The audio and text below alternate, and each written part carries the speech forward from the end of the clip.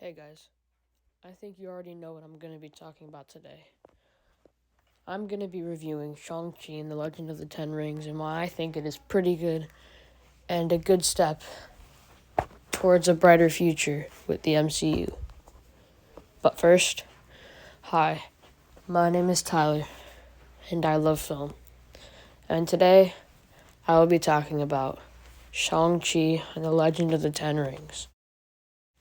The best things about this film, besides the action and the villain, which we will get to later, is the consistency, the pacing, and the world building. This film does a phenomenal job at all of that. The film has a consistent tone, and the pacing helps with that. Helps keep this film consistent, and it doesn't wander off into different places like other films do in the MCU. This film feels very focused, and it is very consistent with its quality. Of course, with the action, the villain, and characterization, and of course, the origin. This film does have a great origin. And like I said, the pacing is phenomenal. Third, like I said, the world building. The world building is also phenomenal.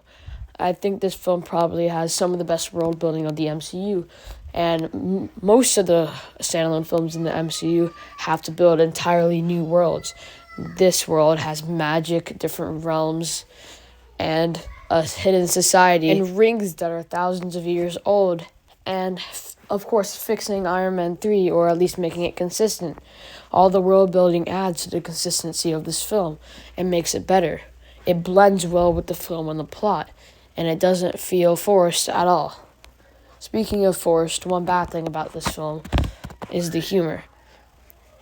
Genuinely, this film is a lot funnier than other MCU films. I think the jokes landed a lot, but sometimes it really took you out of the moment. But the good thing is that there wasn't too many that would take you out of the moment. Most of them just felt unnecessary. This is mostly a minor nitpick, but I didn't like how this film made the Ten Rings like magical armbands.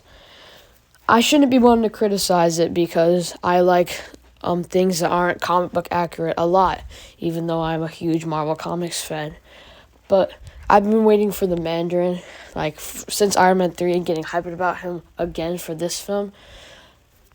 It's just a little disappointing that it's not like the Mandarin at all, but it's fine because the Mandarin is a good villain in this film. And speaking of him, the Mandarin in this film is one of the best villains in the MCU. First of all, he's sympathetic and threatening. He does pose a threat to the heroes of this film and to Shang Chi. He is sympathetic because you can understand why he's doing it. And at some points, he's empathetic because you really feel for this villain sometimes. Sometimes you can relate to him. So overall, this villain hits the 3 marks that it takes to make a good villain. Again, the only thing I didn't like about this villain was, of course, the rings. Unless they were going to be, dragon rings from a mystical realm, or, rings that Fin Fang Foom actually wore, then it's kind of pointless that they're giant bands for your arm. And also, the Mandarin suit in this movie is very bland, but overall, he still works as a villain. Also, Trevor Slattery is here. And I did think it was clever how they cleared up everything from Iron Man 3 and made it work, making both films the better for it. I believe I've touched on this before, but the film does use its tone excellently.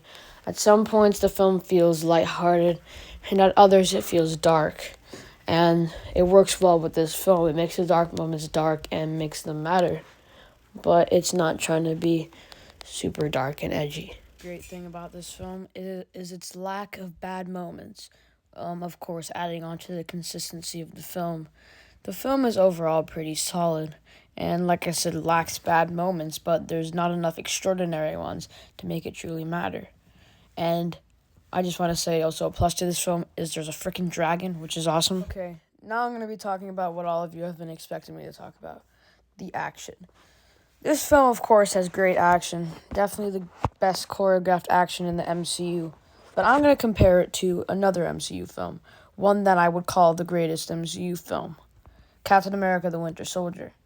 I'm hearing this film being called the best film in the MCU or in the top 5. I was not as easily impressed by this film. It is no doubt a good film, but I do not think it is the best, which is why I'm about to compare it to Captain America and the Winter Soldier.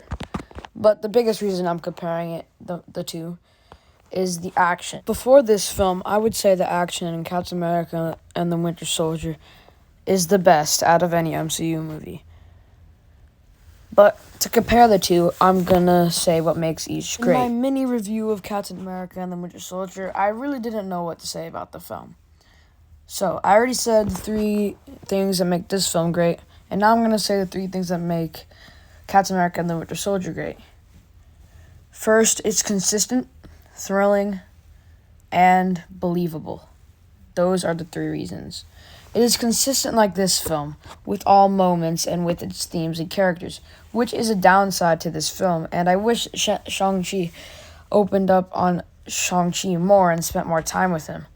And I wish the themes were, actually there, not just hidden in the background. Captain America and the Winter Soldier's masteries of these 3 aspects are what contribute to its greatness. Like I said, consistency, which I don't think I need to explain with this film.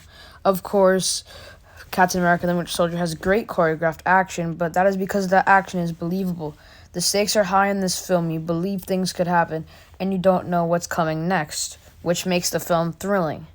The action thrilling, and just everything about this film thrilling. Shang-Chi, on the other hand, has good action, but it feels more taken out of context. The action is just there for fight scenes. It doesn't feel like that's what the film revolves around, and it doesn't feel like it is developed enough. It feels like they just break out into random fights.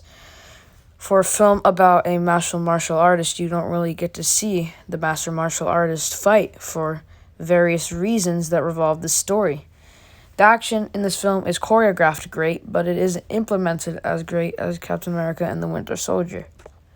Overall, Shang-Chi is a pretty good film and a good experience.